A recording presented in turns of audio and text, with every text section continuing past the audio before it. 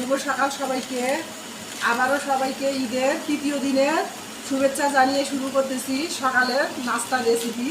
তো আজকে ইলমা খাবে পোকোলা স্টিক এই নুডলস দিয়ে, ঈদের গরুর মাংস দিয়ে রান্না সকালের নাস্তা। ইলমার জন্য সেটাই করতেছি আমি, তো দেখতে থাকুন।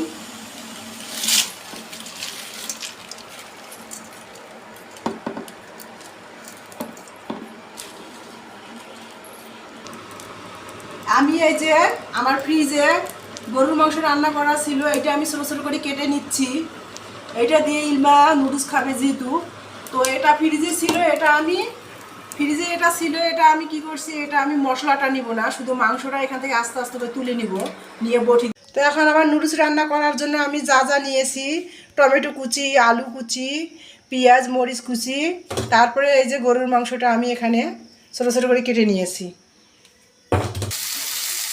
আমি একসাথে সব উপকরণ দিয়ে দিয়েছি এখানে। এখন আমি এটা ভালো করে ভেজে নিব। মাংসের মশলাটা দিয়ে এখন আমি নুডলসের মশলাটা দিয়ে দিব। মশলাটা দিয়ে দিলাম। এখন নুডলসটা দিয়ে দিব। এখন আমি ইমানিকে খেতে দিব। করুন অবস্থা। হ্যাঁ, তো ইলমাকে আমি খেতে দিলাম। নুডলস রান্না করছে, খাও, খেয়ে বলো ভালো হয়েছে? অনেক মজা হয়েছে। মজা হয়েছে?